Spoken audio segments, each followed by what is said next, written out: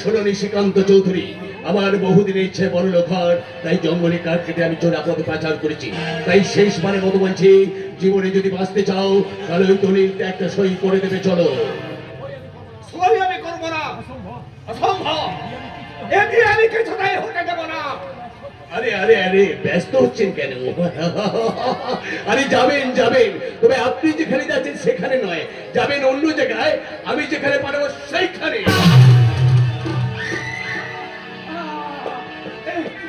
তুমি কি করলে? অন্যায় করলাম শ্বশুর মশাই, অন্যায় করলাম। কারণ এরপর যদি তুমি সত্যি ঘটনাটা জানো তাহলে তুমি আমাকে পুলিশের হাতে তুলে দেবে। সত্য ঘটনাটা কি? শুনবে শুনবে নিশিকান্ত চৌধুরী, তাহলে শোনো, আমি বিবাহিত। হ্যাঁ হ্যাঁ নিশিকান্ত চৌধুরী, কলকাতা বাইকে পরে আমার বাচ্চা সবাই পৌঁছল, কিন্তু তোমার সম্পত্তি লোভে ওদের দুজনকে মারধর করে তোমার মেয়েকে আমি বিয়ে করতে এসেছি। এইবার তুমি বলো নিশিকান্ত চৌধুরী, এবার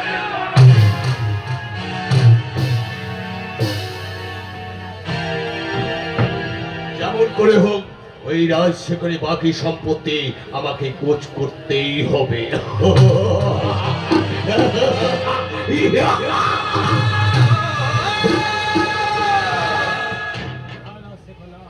তারপর তারপর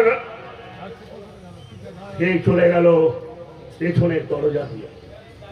আমি দরজা খোলার জন্য ধাক্কা মারতে থাকি, ততক্ষণ ওখানে পৌঁছে যায় পিতা। আমি আর পিতার দরজা ভেঙে যাই বাবার কাছে। তখনও বাবার দেহে প্রাণ আছে। বাবা লালমোহনের সমস্ত ঘটনা বলে বাবা বাবা মারা যায়। সেই আগে সেই রাতে আমি লালমোহনকে গুলি করে মারতে গেলে পিতার আমার হাত দুটো ধরে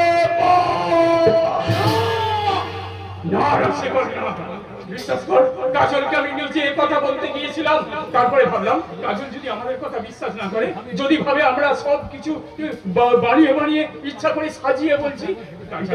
তাছাড়া একবার তুই ভেবে দেখ, কাজল কত স্বপ্ন নিয়ে চন্দনের ফোঁটা পরে ওই আগুনের সামনে বসে আছে শীতের এতটুকু সম্মানের জন্য। ওর আশা আকাঙ্ক্ষাকে এইভাবে তুই নষ্ট হতে দিস না, রাজশেখর, নষ্ট হতে দিস না।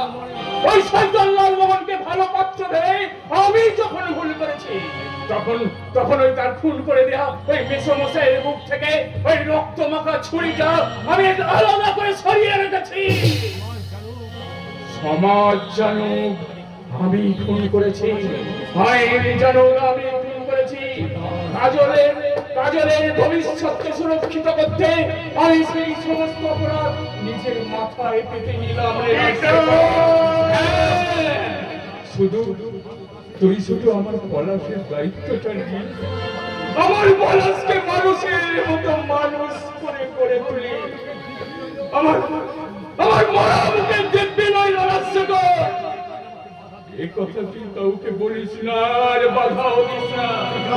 তুই যা রাজশেখর।